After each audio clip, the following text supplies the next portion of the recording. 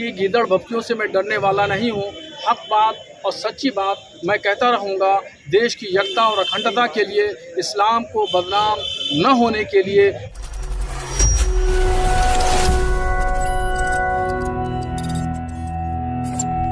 आला हजरत दरगाह से जुड़े जमात उलमाए इस्लाम के राष्ट्रीय महासचिव एसएसपी कार्यालय पहुंचे।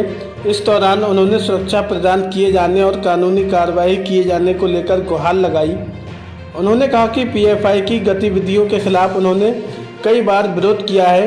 पीएफआई एक कट्टरपंथी संगठन है जो भारत की एकता और अखंडता के लिए खतरा है।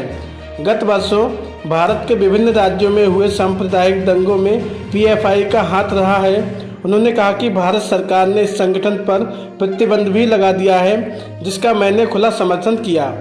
उन्होंने बताया कि 29 सितंबर को 3:42 पर मेरे फ़ोन नंबर पर एक फ़ोन आया। फ़ोन करने वाले ने अपना नाम दिल्ली शाहीन बाग निवासी अब्दुल समद बताया। उसने मुझे जान से मारने की धमकी दी। उसने कहा, पीएफआई के खिलाफ बोलना बंद कर दो, वरना हम तुम्हारा वजूद खत्म कर देंगे। और क्या कुछ कहा, आइए जानते हैं। पीएफआई का मैं बराबर विरोध कर रहा हूं। उसकी वजह यह है कि पीएफआई एक कट्टरपंथी संगठन है और वो देश की एकता और अखंडता के लिए ख़तरा है।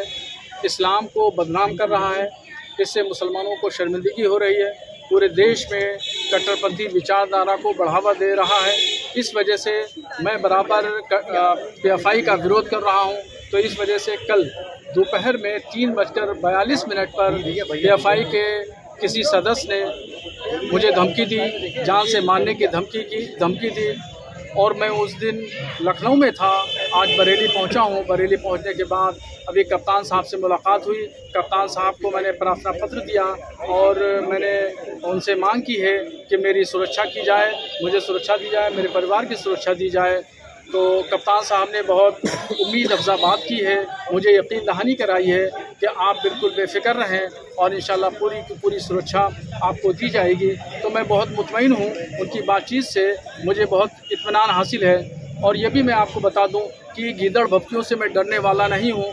हक बात और सच्ची बात मैं कहता रहूँगा। देश की एकता और अखंडता के लिए, इस्लाम को बदनाम न होने के लिए जो भी कुर्बानी देना पड़ेगी मैं कुर्बानी दूंगा। मैं पीएफआई के किसी भी धमकी भरे फ़ोन से डरने वाला नहीं हूँ। ये मेरे अज़्म और हौसले को नहीं तोड़ सकते हैं। और ये मेरा जो आंदोलन है पूरे मुल्क की सतह पर पीएफआई के ख़िलाफ़ चलता रहेगा। जिस तरीके से मैं चला रहा हूँ ऐसे ही चलता रहेगा।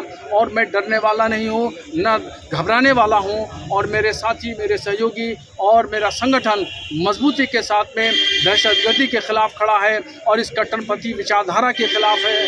क्योंकि हिंदुस्तान सूफियों की सरज़मीन है। सूफियों ने यहाँ पर एकता और अखंडता और हिंदू मुस्लिम इत्तेहाद का काम किया है।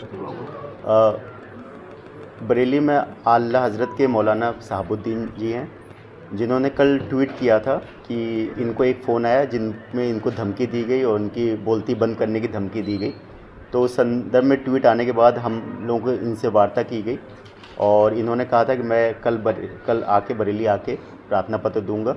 उसके बाद से ही हमारी कल जब बात हुई उसके बाद से ही पुलिस एक्टिव हो गई और जो भी फ़ोन नंबर थे उनसे लिए गए, उनके सर्विलांस पर लगा के उस पर कार्रवाई चल रही है।